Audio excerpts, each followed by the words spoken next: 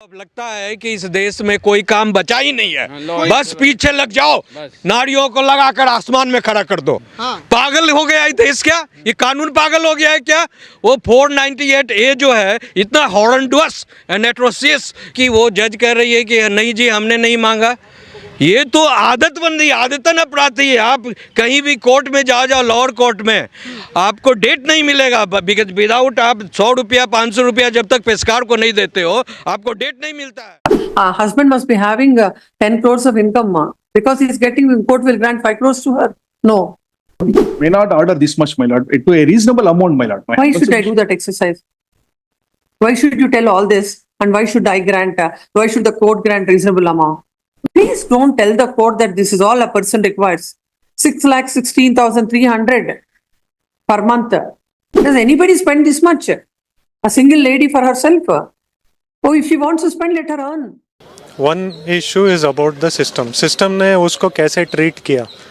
System ने उसको ATM जैसा ट्रीट किया, फिर उसके वाइफ ने भी उसको ATM जैसा ट्रीट किया। एक चुटकी सिंदूर की कीमत तुम क्या जानो रमेश बाबू, ये डायलॉग तो हम सब ने सुना है फिल्म ओम शांति ओम में, और वहाँ इसे प्यार और इज्जत से जोड़ा गया था।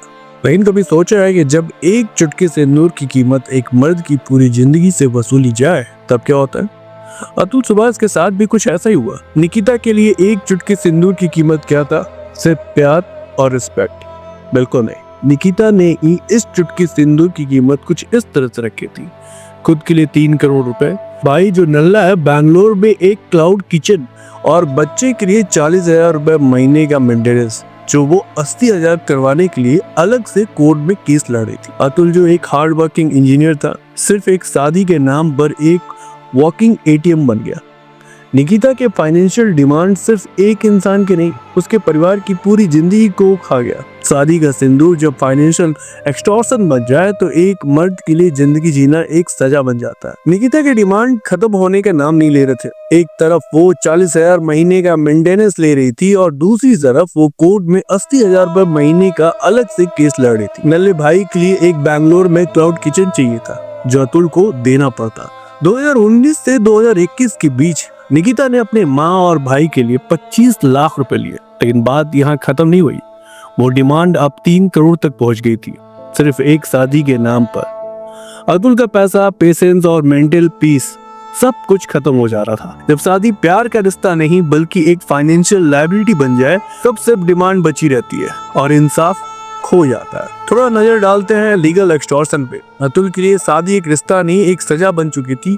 इमोशनल और मेंटल हरासमेंट तो पहले से था, लेकिन अब लीगल एक्सटॉर्शन का तमाशा भी शुरू हो गया था। निकिता ने मेंटेनेंस के नाम पर 40,000 रुपए महीने लिए, लेकिन उसके ग्रीड यहाँ खत्म नहीं हुआ। उसने कोर्ट में 80,000 महीने का अलग से केस डाल दिया। अतुल जो अपनी जिंदगी और परिवार का बोझ उठाने की कोशिश कर रहा था, अब बस पैसा देने की मशीन मर गया था। कोर्ट रूम में हर हियरिंग का मतलब था एक नए फाइनेंशियल डिमांड का सामना करना। जज और लॉयर इंसाफ की बात करने के बजाय सिर्फ पैसों के ऊपर फोकस करते। अतुल का दुख, उसकी मेंटल हेल्थ और उसकी फाइनेंशियल स्ट्रगल्स किसी के लिए मैटर नहीं करते थे। जब कानून पैसों के आगे झुक जाए तो इंसाफ एक सपना बनकर रह जाता है। कोर्ट रूम जो इंसाफ का मंदिर होना चाहिए था, अतुल के लिए एक टॉर्चर चैम्बर बन गया था। जज ने उसकी बात सुनने के बजाय करप्ट डिमांड शुरू कर दी। रीता नाम की एक जज ने उसे सीधा कहा 5 लाख रुपए दो तो मैं तुम्हारा केस सेटल करवा दूंगी। एक इंसान जो पहले से इन फाइनेंशियल और इमोशनल स्ट्रेस में था, उसके लिए ये बात उसकी कुछ उम्मीद ही तोड़ दी थी।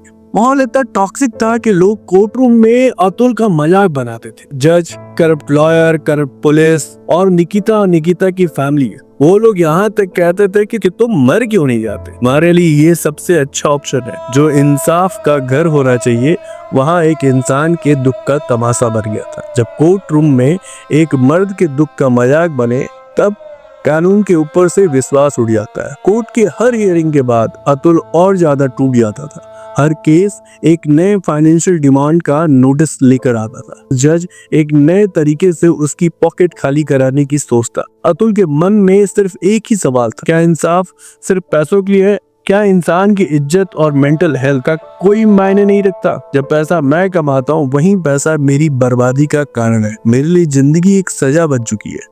कोर्ट रूम में मेरे साथ तमाशा होता है और सिस्टम मेरे दुख का मजाक बना। एक इंसान की आवाज कोर्ट के दरवाजे तक पहुंचती तो है, लेकिन अंदर जाके वो सिर्फ एक शोर बन जाती है। अतुल के लिए सिस्टम एक ऐसा रूप ले चुका था जिसमें वो जितना झुकता था वो उतना ही फंस जाता था। एक तरफ उसकी सैलरी और सेविंग सिर्फ लीगल फीस और मेंटेनेंस में चली जा रही थी, और दूसरी तरफ कोर्ट रूम का हरासमेंट उसका सेल्फ रिस्पेक्ट टूट रहा था। जज और लॉयर का करप्ट एक्शन सिर्फ एक मर्द का फाइनेंशियल स्ट्रगल को नहीं, उसकी इमोशनल स्टेबिलिटी को भी खत्म कर देता है। अतुल जो एक हार्ड वर्किंग इंजीनियर था, अब एक इंसाफ की उम्मीद के पीछे अपनी जिंदगी बर्बाद कर रहा था। इंसाफ तभी मिलेगा जब ये सिस्टम करप्शन और ग्रीड से ऊपर उठकर काम करेगा। अतुल के लिए जिंदगी का मतलब कुछ नहीं बचा। हर जगह उसे हरास किया गया है, चाहे वो कोर्ट हो, चाहे निकिता की फैमिली हो। वो लोग कहते हैं कि अतुल मर क्यों नहीं जाता। शायद अब उनकी बात सुनने का टाइम आ गया है।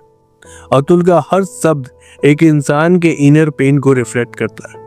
ये सिर्फ उसका नहीं, उन सब लोगों का दुख है लीगल एक्शन और करप्ट प्रैक्टिस का शिकार होते हैं। क्या हम ऐसे और अतुल को खोने के लिए तैयार है? करप्शन का इंसाफ तभी होगा जब एक मर्द के दुख का तमाशा नहीं, एक सच्चा केस बनवाया जाएगा। निकिता ने अतुल के ऊपर सिर्फ एक नहीं, न जाने कितने एफआईआर फाइल की। Section 498 domestic violence, dowry harassment, unnatural sex और मर्डर अटेम्प्ट तक के चार्ज लगाए गए। अतुल हर 15 दिन में बैंगलोर से जौनपुर का 1800 किलोमीटर का सफर करता था एक हियरिंग के लिए। कोर्ट काफी बार सुनवाई टाल देता और जज छुट्टी पर होते या निकिता हियरिंग के लिए नहीं आती, लेकिन हर बार अतुल का टाइम, पैसा और मेंटल पीस बर्बाद होता। कोर्ट से इंसाफ मिलता है, लेकिन सिर्फ उन्हें जो अफोर्ड कर सके, बाकी लोग बस सफर करते हैं। 8 दिसंबर 2024 की रात अतुल अपनी जिंदगी खत्म करने का फैसला कर अपनी वीडियो और लेटर में वो एक एक बात डिटेल में बताता है। वो लिखता है, मुझे इंसाफ नहीं मिला, जो पैसा मैं कमाता हूँ वो उसी पैसे से मेरे दुश्मन मजबूत हो रहे हैं। अतुल अपने वीडियो में एक रिक्वेस्ट भी करता है, मेरे लाशों को मेरी वाइफ से दूर रखा जाए, जब तक इंसाफ न मिले मेरी अस्थियों को कोर्ट के गटर में बहा देना। ये एक इंसान का सिस्टम के लिए फाइनल मैसेज था। सिस्टम ने उसकी आवाज तब सुना जब उसकी जिंदगी खत्म हो चुकी थी। एनसीआरबी के रिपोर्ट के हिसाब से सेक्शन 498 के केस में से 70% फॉल्स प्रूफ होते हैं।